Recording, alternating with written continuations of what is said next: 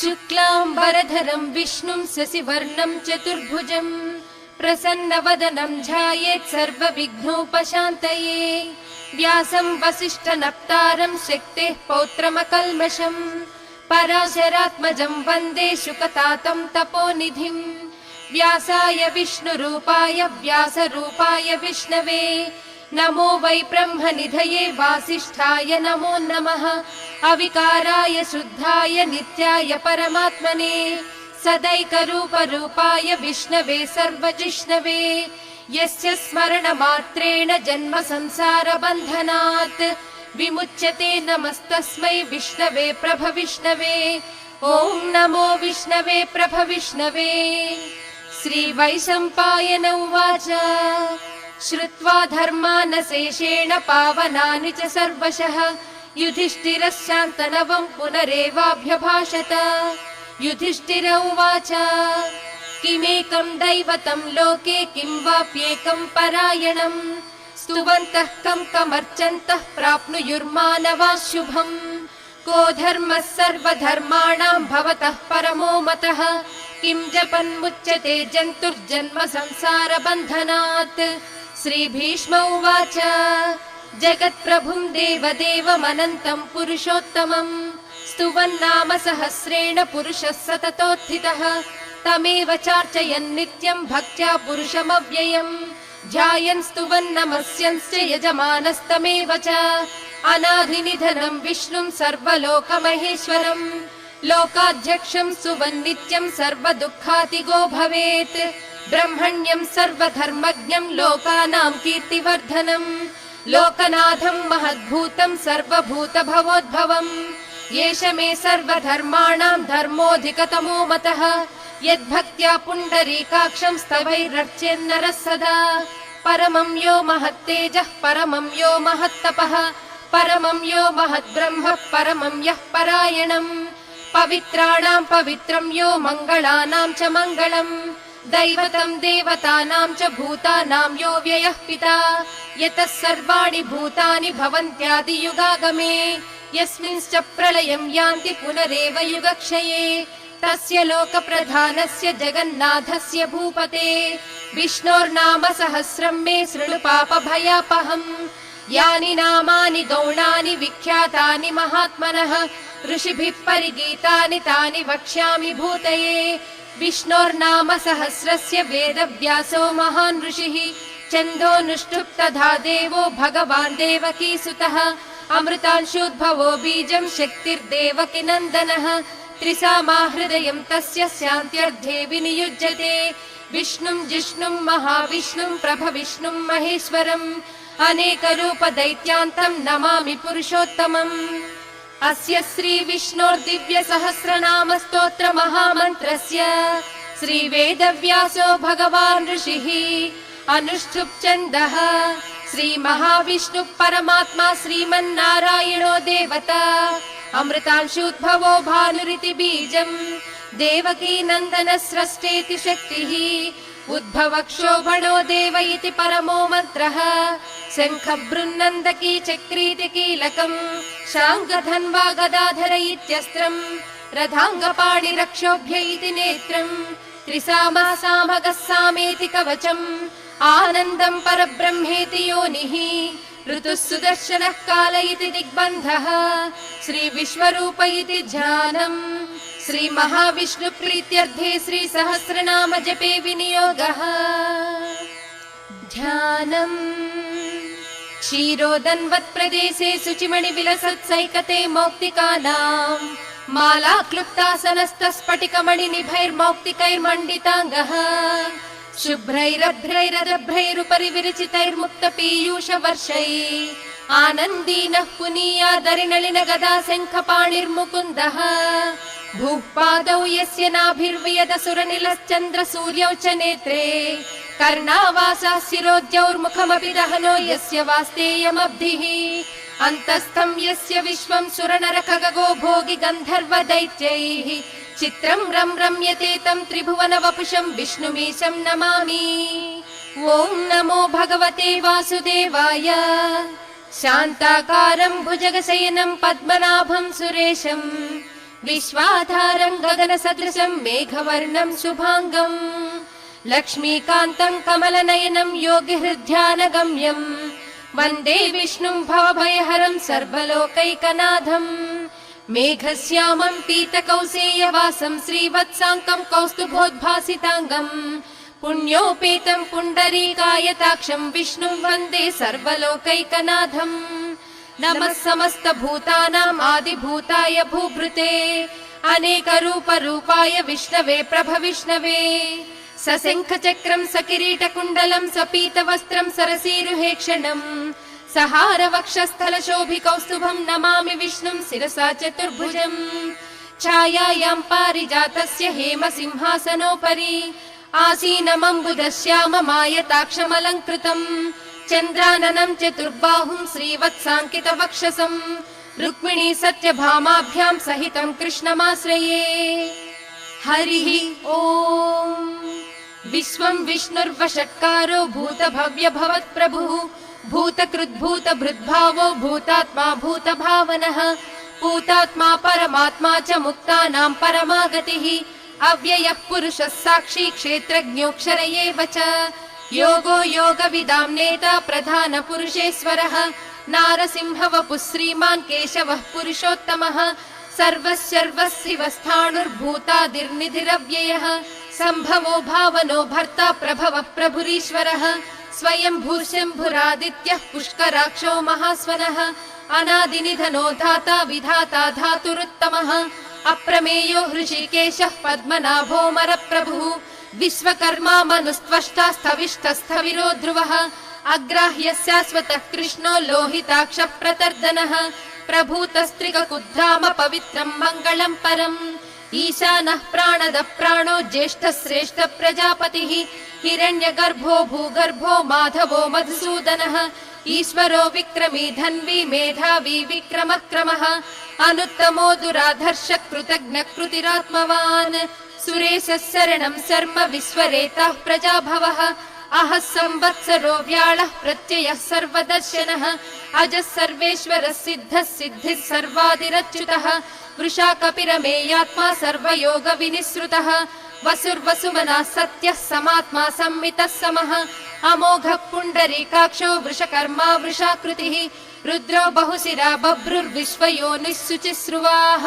अमृतः शाश्वतस्थाणुर्वरारोहो महातपाः सर्वगः सर्वविद्भानुर्विक्ष्वक्सेनो जनार्दनः वेदो वेदविदव्यङ्गो वेदाङ्गो वेदवित्कविः लोकाध्यक्षः सुराध्यक्षो धर्माध्यक्ष कृताकृतः चतुरात्मा चतुर्व्यूहश्चतुर्दंष्टश्चतुर्भुजः भ्राजिष्णुर्भोजनं भोक्ता सहिष्णुर्जगदादिजः अनघो विजयो जेता विश्वयोनिः पुनर्वसुः उपेन्द्रो वामनः प्रांशुरमोघः सुचिरूर्जितः अतीन्द्रः सङ्ग्रहः सर्गो धृतात्मा नियमो यमः वेद्यो वैद्यः सदा योगी वीरः माधवो मधुः अतीन्द्रियो महामायो महोत्साहो महाबलः महाबुद्धिर्महावीर्यो महाशक्तिर्महाद्युतिः अनिर्देश्य वपुः श्रीमान् अमेयात्मा महाधृधृत् महेश्वासो महीभर्ता श्रीनिवासः सताङ्गतिः अनिरुद्धः सुरानन्दो गोविन्दो गोविदाम्पतिः मरीचिर्दमनो हंसः सुपर्णो भुजगोत्तमः हिरण्यनाभः सुतपः पद्मनाभः प्रजापतिः अमृत्युः सर्वदृक्सिंहः सन्धाता सन्धिमान् स्थिरः अजो दुर्मर्शनः शास्ता विश्रुतात्मा सुरारिः गुरुर्गुरुतमो धामः सत्यः सत्यपराक्रमः निमिषो निमिषस्रग्वी वाचस्पतिरुदारधीः अग्रणी ग्रामणि श्रीमान् न्यायो नेता समीरणः सहस्रमूर्धा विश्वात्मा सहस्राक्ष सहस्रपात् आवर्तनो निवृत्तात्मा संवृतः सम्प्रमर्दनः अहः संवर्तको वह्निरनिलो धरणीधरः सुप्रसादः प्रसन्नात्मा विश्वदृग्विश्वभुग्विभुः सत्कर्ता सत्कृतः साधु जह्नुर्नारायणो नरः असंख्येयो प्रमेयात्मा विशिष्टः शिष्टकृच्छुचिः सिद्धार्थः सिद्ध संकल्प सिद्धिदः सिद्धि साधनः वृषा हि वृषभो विष्णुर्वृषपर्वा वृषोदरः वर्धनो वर्धमानश्च विविक्तः श्रुतिसागरः सुभुजो दुर्धरो वाग्मी महेन्द्रो वसुदो वसुः नैकरूपो बृहद्रूपः सिपिविष्ट प्रकाशनः ओजस्तेजोद्युतिधरः प्रकाशात्मा प्रतापनः रुद्धः स्पष्टाक्षरो मन्तश्चन्द्रांशुर्भास्करद्युतिः अमृतांशूद्भवो भानुः शशि बिन्दुः सुरेश्वरः औषधं जगतः सेतुः सत्यधर्म पराक्रमः भूतभव्य भवन्नाथः पवनः पावनो नलः कामः कामकृत्कान्तः कामः कामप्रदः प्रभुः युगादिकृज्जुगावर्तो नैकमायो महाशनः अदृश्यो व्यक्तरूपश्च सहस्रजिदनन्तजित् इष्टो विशिष्टः शिष्टेष्टः शिखण्डी नहुषो वृषः क्रोधः क्रोधकृत्कर्ता विश्वबाहुर्महीधरः अच्युतः प्रदितः प्राणः प्राणदो वासवानुजः अपां निधिरधिष्ठानम् अप्रमत्तः प्रतिष्ठितः स्कन्दः स्कन्दधरो धुर्यो वरदो वायुवाहनः वासुदेवो बृहद्भानुरादिदेवः पुरन्दरः अशोकस्तारणस्तारः सूरः शौरिर्जनेश्वरः अनुकूलस्य तावर्तः पद्मी पद्मनिभेक्षणः पद्मनाभोरविन्दाक्षः पद्मगर्भः शरीरभृत् महद्भिर्रुद्धो वृद्धात्मा महाक्षो गरुडध्वजः अतुलः शरभो भीमः समयज्ञो हविर्हरिः सर्वलक्षणलक्षण्यो लक्ष्मीवान् समितिञ्जयः विक्षरो रोहितो मार्गो हेतुर्दामोदरः सहः महीधरो महाभागो वेगवानमिताशनः उद्भवः क्षोभनो देवः श्रीगर्भः परमेश्वरः करणं कारणं कर्ता विकर्ता गहनो गुहः व्यवसायो व्यवस्थानः संस्थानस्थानदो ध्रुवः परर्धिः परमस्पष्टस्तुष्टः पुष्टः सुभेक्षणः रामो विरामो विरजो मार्गो नेयो नयो नयः वीरः शक्तिमतां श्रेष्ठो धर्मो धर्मविदुत्तमः वैकुण्ठः पुरुषः प्राणः प्राणदः प्रणवपृदुः हिरण्यगर्भः शत्रुघ्नो व्याप्तो वायुरधोक्षजः ऋतुः सुदर्शनः कालः परमेष्ठी परिग्रहः उग्रः संवत्सरो दक्षो विश्रामो विश्वदक्षिणः विस्तारस्थावरस्थाणुः प्रमाणं बीजमव्ययम् अर्धोऽनर्धो महाकोशो महाभोगो महाधनः अनिर्विण्णस्तविष्टो भूधर्मयूपो महामकः नक्षत्रनेमिर्नक्षत्री क्षमः क्षामः समीहनः यज्ञ इज्यो महेज्यश्च क्रतुः सत्रं सताङ्गतिः सर्वदर्शी निवृत्तात्मा सर्वज्ञो ज्ञानमुत्तमम् सुव्रतः सुमुखः सूक्ष्मः सुघोषः सुखदः सुहृत् मनोहरो जितक्रोधो वीरबाहुर्विदारणः स्वापनः स्ववशो व्यापी नैकात्मा नैककर्मकृत् वत्सरो वत्सलो वत्सी रत्नगर्भो धनेश्वरः धर्मगुद्धर्मकृद्धर्मी सदसक्षरमक्षरम् अविज्ञाता सहस्रांशुर्विधाता कृतलक्षणः गभस्तिनेमिः सत्त्वस्थः सिंहो भूतमहेश्वरः आदिदेवो महादेवो देवेशो देवभृद्गुरुः उत्तरो गोपतिर्गोप्ता ज्ञानगम्यः पुरातनः शरीरभूतभृद्भोक्ता कपीन्द्रो भूरि दक्षिणः सोमपोमृतपः सोमः पुरुजित्पुरुसत्तमः विनयो जयः सत्यसन्धो दासार्हः सात्वतां पतिः जीवो विनयिता साक्षी मुकुन्दो मितविक्रमः अम्भो निधिरनन्तात्मा महोदधिशयोऽन्तकः अजो महार्हः स्वाभाव्यो जिता मित्रः प्रमोदनः आनन्दो नन्दनो नन्दः सत्यधर्मा त्रिविक्रमः महर्षिः कपिलाचार्यः कृतज्ञो मेदिनीपतिः त्रिपदस्त्रिदशाध्यक्षो महाशृङ्गः कृतान्तकृत् महावराहो गोविन्दः सुषेणः कनकाङ्गदी गुह्यो गभीरो गहनो गुप्तश्चक्रगदाधरः वेधास्वाङ्गोजितः कृष्णो दृढः सङ्कर्षणोच्युतः वरुणो वारुणो वृक्षः पुष्कराक्षो महामनाः भगवान् भगः नन्दी वनमाली हलायुधः आदित्यो ज्योतिरादित्यः सहिष्णुर्गतिसत्तमः सुधन्वाखण्ड परशुद्धारुणो द्रविणप्रदः दिवस्पृक् सर्वदृग्व्यासो वाचस्पतिरयो निजः त्रिसामासामगः साम निर्वाणं भेषजं भिषक् सन्न्यासकृच्चमस्यान्तो निष्ठा शान्तिपरायणम् शुभाङ्गः शान्तिदः स्रष्टा कुमुदः कुवलेशयः गोहितो गोपतिर्गोप्ता वृषभाक्षो वृषप्रियः अनिवर्ती निवृत्तात्मा संक्षेप्ता क्रेम कृच्छिवः श्रीवत्सवक्षा श्रीवासः श्रीपतिः श्रीमताम्बरः श्रीधः श्रीशः श्रीनिवासः श्रीनिधिः श्रीविभावनः श्रीधरः श्रीकरः श्रेयः श्रीमान् लोकत्रयाश्रयः स्वक्षस्वङ्घस्य तानन्दो नन्दिर्ज्योतिर्गणेश्वरः विजितात्मा विधेयात्मा सत्कीर्तिश्चिन्न संशयः उदीर्णः सर्वतश्चक्षुरनीशः शाश्वतस्थिरः भूषयो भूषणो भूतिर्विशोकः शोकनाशनः अर्चिष्मानर्चितः कुम्भो विशुद्धात्मा विशोधनः अनिरुद्धो प्रतिरथः प्रद्युम्नो मितविक्रमः कालनेमिनिः वीरः शौरिः शूरजनीश्वरः त्रिलोकात्मा त्रिलोकेशः केशवः केशिः हरिः कामदेवः कामपालः कामी कान्तः कृतागमः अनिर्देश्य वपुर्विष्णुर्वीरोऽनन्तो धनञ्जयः ब्रह्मण्यो ब्रह्मकृद् ब्रह्मा ब्रह्म ब्रह्म विवर्धनः ब्रह्मविद् ब्राह्मणो ब्रह्मी ब्रह्मज्ञो ब्राह्मणप्रियः महाक्रमो महाकर्मा महातेजा महोरगः महाक्रतुर्महायज्वा महायज्ञो महाहविः स्तव्यस्तव प्रियस्तोत्रम् स्तुतिस्तोतारणप्रियः पूर्णः पूरयिता पुण्यः पुण्यकीर्तिरनामयः मनोजवस्तीर्धकरो वसुरेता वसुप्रदः वसुप्रदो वासुदेवो वसुर्वसुमनाहविः सद्गतिः सत्कृतिः सत्ता सद्भूतिः सत्परायणः शूरसेनो यदुश्रेष्ठः सन्निवासः सुयामुनः भूता वासो वासुदेवः सर्वासु निलयो नलः दर्पः दर्पदो दृप्तो दुर्धरोधापराजितः विश्वमूर्तिर्महामूर्तिर्दीपमूर्तिरमूर्तिमान् अनेकमूर्तिरव्यक्तः शतमूर्तिः शताननः एको नैकः स वः कः किं यत्तत्पदमनुत्तमम् लोकबन्धुर्लोकनाथो माधवो भक्तवत्सलः सुवर्णवर्णो हेमाङ्गो वराङ्गश्चन्दनाङ्गदी वीराः विषमः शून्यो घृताशीरचलश्चलः अमानी मानदो मान्यो लोकस्वामी त्रिलोकधृत्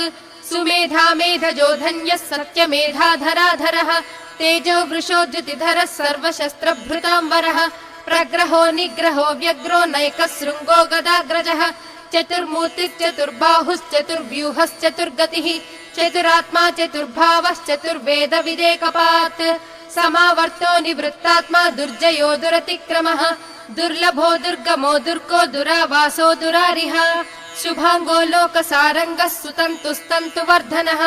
इन्द्रकर्मा महाकर्मा कृतकर्मा कृतागमः उद्भवः सुन्दरः सुन्दो रत्ननाभः सुलोचनः अर्को वाजसनिःशृङ्गी जयन्तः सर्वविजयी सुवर्णबिन्दुरक्षोभ्यः सर्ववागीश्वरेश्वरः महाह्रदो महागर्तो महाभूतो महानिधिः कुमुदः कुन्दरः कुन्दः पर्जन्यः पावनो निलः अमृतांशो मृतवपुः सर्वज्ञः सर्वतोमुखः सुलभः सुव्रतः सिद्धः शत्रुजित् शत्रुतापनः व्यग्रोधोदुम्बरोऽश्वत्थश्चाणूरान्ध्रनिषूदनः सहस्रार्चिः सप्तजिह्वः सप्तैधा सप्तवाहनः अमूर्तिरनघोचिन्त्यो भयकृद्भयनाशनः अणुर्बृहत्कृशस्थूलो गुणभृन्निर्गुणो महान् अधृतस्वधृतः स्वास्थ्यः प्राग्वंशो वंशवर्धनः भारभृत्कथितो योगी योगीशः सर्वकामदः आश्रमश्रमणक्षामः सुपर्णो वायुवाहनः धनुर्धरो धनुर्वेदो दण्डो दमयिता दमः अपराजितः सर्वसहो नियन्ता नियमो यमः सत्त्ववान् सात्विकः सत्यः सत्यधर्मपरायणः अभिप्रायः प्रियार्होर्हः प्रियकृत्प्रीतिवर्धनः विहाय सगतिर्ज्योतिः सुरुचिः हुतभुग्विभुः रविर्विलोचनः सूर्यः सविता रविलोचनः अनन्तो हुतभुग्भोक्ता सुखदो नैकदोऽग्रजः अनिर्विण्णः सदामर्षि लोकाधिष्ठानमद्भुतः सनातनस्तमः कपिलः कपिरव्ययः स्वस्तिदः स्वस्ति कृत् स्वस्ति स्वस्ति भुक् स्वस्ति दक्षिणः अरौद्रः कुण्डली चक्री विक्रम्यूर्जितशासनः शब्दादिगः शब्दसः शिशिरः शर्वरीकरः अक्रूरः पेशलो दक्षो दक्षिणः क्षमिणाम्बरः विद्वत्तमो वीतभयः पुण्यः श्रवणकीर्तनः उत्तारणो दुष्कृतिः पुण्यो दुःस्वप्ननाशनः वीरः रक्षणः सन्तो जीवनं पर्यवस्थितः अनन्तरूपोऽनन्तश्रीर्जितमन्युर्भयापहः चतुरस्रो गभीरात्मा विदिशो व्यादिशो दिशः अनादिर्भूर्भुवो लक्ष्मी सुवीरो रुचिराङ्गदः जननो जनजन्माधिर्भीमो भीमपराक्रमः आधारनिलयो धाता पुष्पहास प्रजागरः ऊर्ध्वगः सत्पदाचारः प्राणदः प्रणवप्पणः प्रमाणं प्राणनिलयः प्राणभृत् प्राणजीवनः तत्त्वं तत्त्वविदेकात्मा जन्म मृत्युजरातिगः भूर्भुवः स्वस्तरुस्सारः सविता प्रपितामहः यज्ञो यज्ञपतिर्यज्वा यज्ञाङ्गो यज्ञवाहनः यज्ञभृद्यज्ञकृद्यज्ञी यज्ञभुग्यज्ञसाधनः यज्ञान्तकृद्यज्ञगुह्यमन्नमन्नादयेव च आत्मयोनिः स्वयं जातो वैखानः सामगायनः देवकी नन्दनः स्रष्टा क्षितिसः पापनाशनः शङ्खबृन्नन्दकी चक्री शाङ्खधन्वा गदाधरः रथाङ्गपाणिरक्षोभ्यः सर्वप्रहरणायुधः श्री सर्वप्रहरणायुध ॐ नमः इति वनमाली गदिशाङ्गी शङ्खी चक्री च नन्दकी श्रीमान् नारायणो विष्णुर्वासुदेवोऽभिरक्षतु वनमाली गदिशाङ्गी शङ्खी चक्री च नन्दकी श्रीमान् नारायणो विष्णुर्वासुदेवोऽभिरक्षतु वनमाली गदिशाङ्गी शङ्खी चक्री च नन्दकी श्रीमान् नारायणो विष्णुर्वासुदेवोऽभिरक्षतु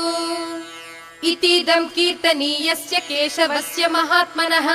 नाम्नां सहस्रं दिव्यानामशेषेण प्रकीर्तितम् य इदं शृणुयान्नित्यं यश्चापि परिकीर्तयेत् नाशुभं प्राप्नुयात् किञ्चित् सोमुत्रेह च मानवः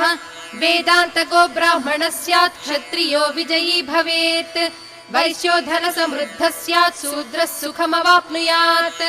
धर्मार्थी प्राप्नुयात् धर्ममर्धार्थी चार्धमाप्नुयात् कामानवाप्नुयात् कामी प्रजार्थी चाप्नुयात् प्रजाः भक्तिमान् यः सदोत्थाय शुचिः सद्गतमानसः सहस्रं वासुदेवस्य नाम्नामेतत् प्रकीर्तयेत् यशः प्राप्नोति विपुलं याति प्राधान्यमेव च अचलां श्रियमाप्नोति श्रेयः प्राप्नोत्यनुत्तमम् न भयं क्वचिदाप्नोति वीर्यं तेजश्च विन्दति भवत्यरोगो द्युतिमान् बलरूपगुणान्वितः रोगार्तो मुच्यते रोगार्बद्धो मुच्येत बन्धनात् भयान्मुच्येत भीतस्तु मुच्येतापन्न आपदः दुर्गाण्यतितरत्याशु पुरुषः पुरुषोत्तमम् स्तुवन्नाम सहस्रेण नित्यं भक्ति समन्वितः वासुदेवाश्रयो मर्त्यो वासुदेव परायणः सर्वपाप विशुद्धात्मा याति ब्रह्म सनातनम् न वासुदेव भक्तानाम् अशुभं विद्यते क्वचित् जन्म मृत्यु जरा व्याधि भयं नैवोपजायते इमं स्तवमधीयानः श्रद्धा भक्ति समन्वितः युज्येतात्म सुख क्षान्ति श्रीधृति स्मृति कीर्तिभिः न क्रोधो न च मात्सर्यं न लोभो नाशुभामतिः भवन्ति कृत पुण्यानां भक्तानां पुरुषोत्तमे द्यौस चन्द्रार्क नक्षत्रं खं दिशो भूर्महो दधिः वासुदेवस्य वीर्येण विधृतानि महात्मनः ससुरासुर गन्धर्वं सयक्षोरगराक्षसम् जगद्वसे वर्ततेदं कृष्णस्य सचराचरम् इन्द्रियाणि मनो बुद्धिः सत्त्वं तेजो बलं धृतिः वासुदेवात्मकान्याहुः क्षेत्रं क्षेत्रज्ञ एव च सर्वागमानामाचारः प्रथमं परिकल्पितः आचार प्रभवो धर्मो धर्मस्य प्रभुरच्युतः ऋषयः पितरो देवा महाभूतानि धातवः